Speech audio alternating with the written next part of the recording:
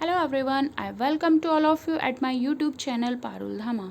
Guys, postal assistant की job जो कि एसएससी CHSL के थ्रू मिलती है, इसकी सैलरी स्लिप एंड क्या क्या इसमें अलाउंसेस मिलते हैं और लेटेस्ट सैलरी स्लिप के थ्रू आज हम ये सब जानेंगे। ये अप्रैल 2022 की लेटेस्ट सैलरी स्लिप है।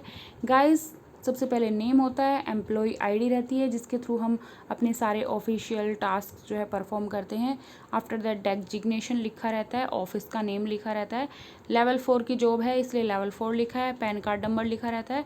आफ्टर दैट जीपीएफ या फिर पैन नंबर लिखा रहता है जिसमें कि हमारा एनपीएस डिडक्ट होने के बाद जाता है। अब बात करें सैलरी स्ट्रक्चर की, ये हमारी अर्निंग्स है। अर्निंग्स में क्या क्या मिलता है हमें?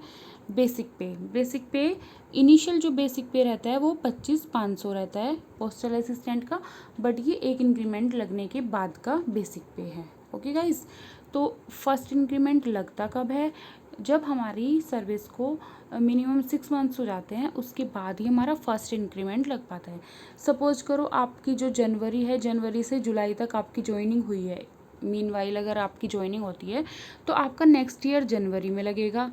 ओके, और अगर आपकी जो ज्वाइनिंग है वो जुलाई से लेकर दिसंबर तक होती है इसके बीच में, तो आपका जो इंक्रीमेंट लगेगा वो नेक्स्ट ईयर जुलाई में लगेगा।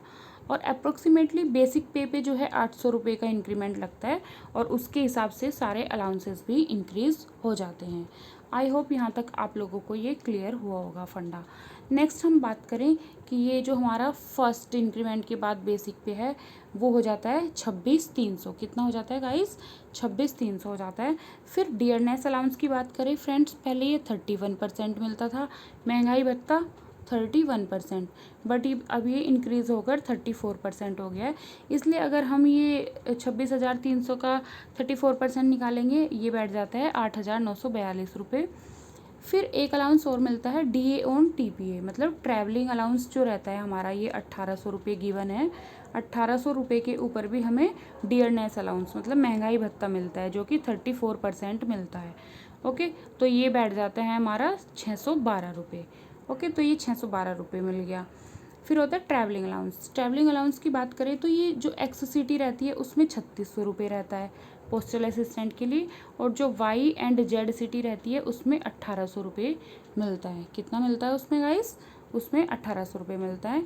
नेक्स्ट हम बात करें एरियर्स। ये जो एरियर्स लिखा है ये एक्चुअली मैंने टीए बिल पास कराया था, मेरे को ऑफिशियली जाना पड़ा था एक जगह, तो उसके लिए कुछ मैंने एडवांस लिया था और जो बचा था ये एरियर के रूप में आ गया है।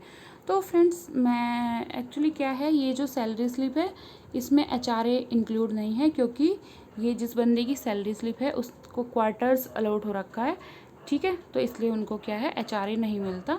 नहीं तो इसमें HRA भी ये जेड सिटी की ये सैलरी स्लिप है एक्चुअली, तो जेड सिटी में कितना मिलता है? 9% HRA मिलता है। तो अगर हम 26,300 का 9% निकालते हैं तो ये 2,367 रुपये के अप्रोक्सीमेटली बैठ जाता है। और ये जो है हमें नहीं मिलता है क्योंकि हमें HRA मतलब कि डिडक्ट हो रहा है, क्वार्टर्स मिला हुआ है। ओके गाइज, और वहीं पे बात करें HRA से सैलरी में काफ़ी डिफरेंस आ जाता है क्योंकि ये जो जेड सिटी है उसमें ये 9% रहता है, और वाई सिटी की बात करें तो उसमें ये 18% रहता है। वहीं पे हम जो है एक्स सिटी की बात करें तो उसमें ये 27% रहता है। तो अप्रोक्सीमेटली अगर हम Z city and x city की बात करें तो लगभग जो है 4,000 रुपये का डिफरेंस इसमें देखने को मिलता है, 4,500 के अप्रोक्सीमेटली। तो आई होप यहाँ तक आपको क्लियर हो गया होगा अच्छे से। ओके गाइस, अब नेक्स्ट बात करते हैं कि ये तो हमारी अर्निंग्स हुई। अब हमारी डिडक्शंस क्या क्या होती हैं? डिडक्शन में फर्स्ट डिडक्शन हमारा NPS रहता है, नेशनल पेंशन स्कीम में जो पैसा जाता है, जो कि प्रैन नंबर में जाता है। हमारा प्रैन नंबर इस टाइप से रहता है गवर्नमेंट एम्प्लॉयज़ का कुछ, जैसे कि एक पोस्टल असिस्टेंट का ही प्रैन नंबर है, यहाँ पे नेम लिखा रहता है, यहाँ पे फादर्स नेम या फिर हस्बैंड्स नेम लिखा रहता है, after that date of birth रहती है, और ये प्रैन नंबर रहता है, permanent retirement account number. Okay guys, तो इस नंबर में जो है हमारा NPS जमा होता रहता है, और गवर्नमेंट भी उसमें जैसे 10% हमारा डिडक्ट होता है तो 10% उसमें गवर्नमेंट ऐड करती है। तो इसके बारे में भी हम एक वीडियो बना देंगे इन डिटेल कि इसको कैसे कैसे एक्सेस करते हैं। ओके, फिर होता है लाइसेंस फ़ी।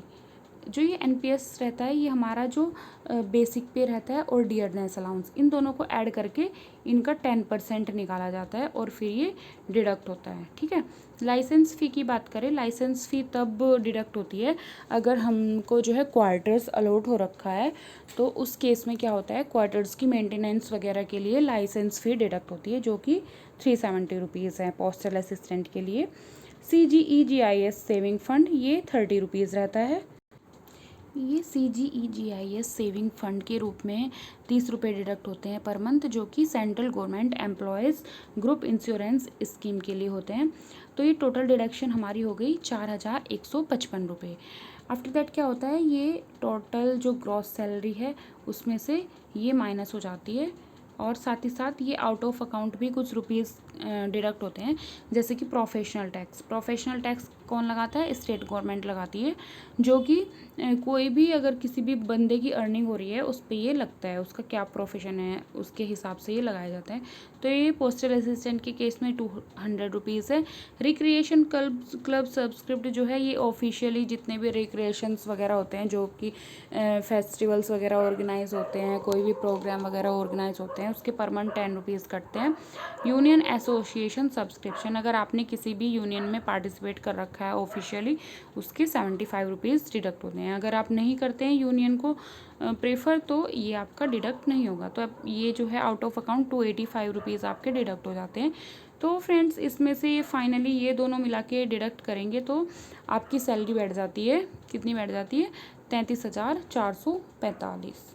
ओके, और अगर आप क्वार्टर्स ना लेते तो फिर आपको प्लस 2,500 रुपये और ये मिल जाते। ओके, और ये 370 रुपये लाइसेंस फ़ी मिल जाती। इस प्रकार जो है आपकी सैलरी बैठ जाती अप्रोक्सीमेटली 38,000 के अप्रोक्स।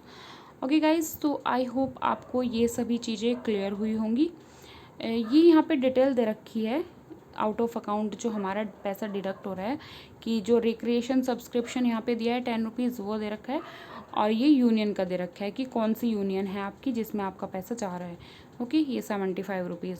तो फ्रेंड्स, अगर आपको सॉर्टिंग असिस्टेंट या फिर इंडिया पोस्ट में MTS GDS इन सभी की भी सैलरी स्लिप देखनी है, तो आप हमारे चैनल पारुल धामा को सब्सक्राइब करके इसी पर ये सभी सैलरी स्लिप देख सकते हैं, सभी वर्क प्रोफाइल की। और आप चाहें तो चैनल को सब्सक्राइब भी कर सकते हैं। Thank you so much friends, मिलते हैं अपने नेक्स्ट वीडियो में, तब तक के लिए बाय बाय, टेक केयर।